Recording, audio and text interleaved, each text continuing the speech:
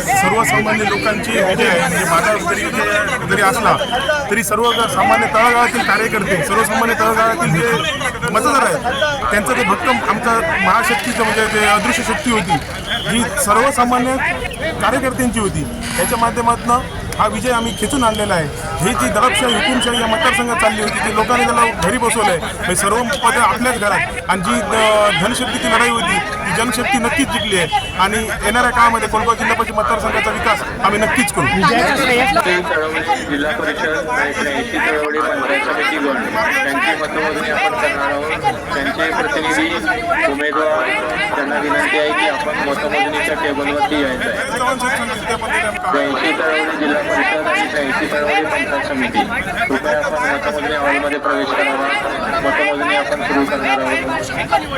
पक्षामध्ये सर्व आता आम्ही कार्यकर्ते बसू त्याच्यावर निर्णय घेऊ. पण जे आमची आहे विकासाच्या दृष्टीने आम्ही नक्कीच त्याचा योग्य तो निर्णय आम्ही निधी खेचून आणू शकतो. एवढी धमक आमचे कोलगाव जिल्हा परिषद मतदारसंघाचे सर्व कार्यकर्त्यांची आहे आणि एवढी ताकद आम्ही अपक्ष मी सर्वांचे आभार मानतो की अपक्ष निवडणूक साधी नव्हती. म्हणजे एकविरुद्ध सगळ्या पक्षाची ताकद रसद आणि विरुद्ध आम्ही अपक्ष लढलो. नक्कीच त्यांनी आम्हाला मदत केली. सर्वांचे मी आभार मानतो आणि त्यांचे धन्यवाद करतो आणि हे मी आयुष्यभर विसरणार नाही. एकंदरीत शिवसेनेने तुम्हाला मदत केली होती कारण उमेदवार तुमच्या बाजूला होते, बी फॉर्म दिला होता. संजू परब आणि त्यांची मदत झाली का? आम्ही जरी त्याला सांगायचं गेलं तर दीपक भाईसह दोनदा येऊन भरारी मारायला बघितलं. गेल्या जिल्हा परिषद माझ्या विरोधात त्यांनी काम केलं. मी म्हणजे शिवसेनेत काम करत होतो, त्यांनी भरारी मारली होती पण तेव्हा ते नाकी पडले आणि आता ते तोंड कशी पडले. ह्या टायमाला आले होते की माझा कुठला त्यांचे उमेदवार जे त्यांना अधिकृत उमेदवार माझ्याबरोबर होते, माझ्या पॅनलबरोबर आणि तरी पण ते भाजपला मिळाले होते. म्हणजे दडमध्ये स्वभाव आहे की विरुद्ध दिशेने काम करायचं आणि कसं आहे हा त्यांना चक्रा आहे. म्हणजे येणे म्हणजे त्यांना 4 दिवस झोप पडणार नाही आणि ही सुरुवात आहे. म्हणजे कसं आहे जे त्यांचं स्वभाव आहे बोलायचं आहे आणि करायचं आहे हे ते नाकीतूनही पडलेले आहे. दीपक केसरकरांना मी सांगा आहे की करताना आपल्या कार्यकर्त्यांच्या जीवावर म्हणजे जे तुम्ही आमदारकी बघतात त्यांनाच गाडायचं काम जे करताय ते कुठेतरी तुमच्या भविष्यातल्या इलेक्शनमध्ये तुम्हाला नक्कीच जनता इकडे जास्त दाखवतो. ही हुकुमशाही होती, मोडायची होती. आपल्या कुठे व्यक्तीविरुद्ध लढाई नव्हती, आपल्या प्रवृत्तीविरुद्ध लढाई होती आणि सर्व ग्रामस्थांनी आपले साथ दिली आणि जनशक्ती हा विजय झालेला आहे. मतदारसंघाचा विकास करण्यासाठी काय एजेंडा असेल?